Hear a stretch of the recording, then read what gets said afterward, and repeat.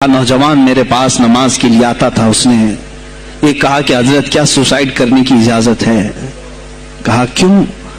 کہا میرے گھر میں کچھ لوگ داخل ہوئے، میں ان کا نام ذکر نہیں کر رہا ہوں، کچھ لوگ داخل ہوئے، مجھے ہاتھ باندھ کر کے کھڑا کیا، میری ماں اور میری بہن کو ننگا کیا، میرے سامنے کپڑے اتارے اور ان کی عزت لوٹی، اور اس کے بعد مجھے ہاتھ کھول کر کے چھوڑ دیا۔ مجھے بتائیں اس کے بعد بھی جینے کا کوئی مقصد رہتا ہے؟ السلام علیکم ورحمۃ اللہ وبرکاتہ۔ محترم ناظرین، کیسے ہو؟ امید کرتا ہوں کہ آپ خیریت سے ہوں گے۔ اللہ پاک آپ کو خوش رکھے۔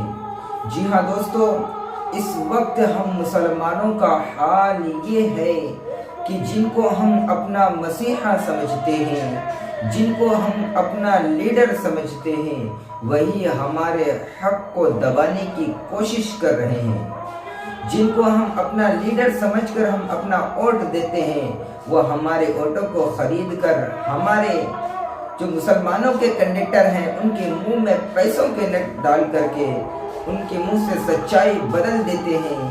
لیکن آخر ہمیں اپنا لیڈر بنانا کسے چاہیے؟ آئیے ہم سنتے ہیں مفتی سلمان اظہری صاحب سے۔ چلے جاتے ہیں اور پھر مجھے بتاؤ، جن کو تم اپنا مسیحا سمجھ کر کے ان کے پیچھے جے جے کرتے گھومتے رہتے ہو، تمہارے مذہب پر آج کیا حملے نہیں ہوئے ہیں؟ کیا نہیں ہوئے؟ کشمیر آج تک جل رہا ہے، کہاں یہ کانگریس کیوں نہیں بات کرتی ہے جو پورے مسلمانوں کی مسیحا ہے؟ کہاں ہے وہ سماجوادی، وہ بی ایس پی، فلاں فلاں فلاں جو پارٹیاں جن میں سب مسلمان جاتے ہیں؟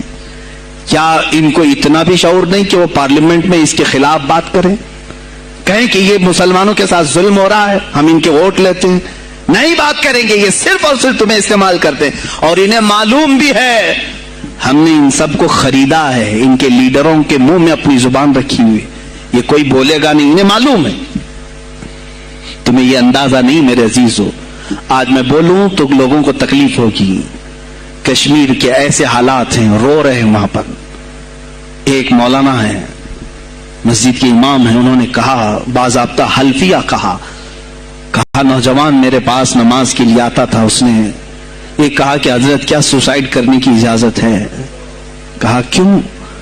کہا میرے گھر میں کچھ لوگ داخل ہوئے، میں ان کا نام ذکر نہیں کر رہا ہوں، کچھ لوگ داخل ہوئے، مجھے ہاتھ باندھ کر کے کھڑا کیا، میری ماں اور میری بہن کو ننگا کیا، میرے سامنے کپڑے اتارے اور ان کی عزت لوٹی، اور اس کے بعد مجھے ہاتھ کھول کر کے چھوڑ دیا۔ مجھے بتائیں اس کے بعد بھی جینے کا کوئی مقصد رہتا ہے؟ مجھے بتائیں اس کے بعد بھی جینے کا کوئی حاصل ہے؟ یہ سب تمہارے ساتھ بھی ہوگا۔ جہاں میجورٹی ان کی مسلمانوں کی تھی، وہاں یہ ننگا ناچ کر کے دکھایا ہے، تو یہاں تو تم بہت قلت میں ہو، تمہارے ساتھ بہت کچھ ہو سکتے ہیں، اب بھی اگر خاموش رہے۔ اسی لیے میں بار بار کہتا ہوں، اٹھو وہ گھر نہ حشر نہ ہوگا پھر کبھی، دوڑو کہ زمانہ چال اپنی چل گیا۔ تم اپنی سیاست کو منتخب کرو، تم اپنی قیادت کو منتخب کرو، اور اگر ابھی بھی سیاسی لاشعوری کی زندگی گزارتے رہو گے، لقمے بنتے چلے جاؤ گے، یہ کھاتے چلے جائیں گے۔ بات میں سلطان الاولیاء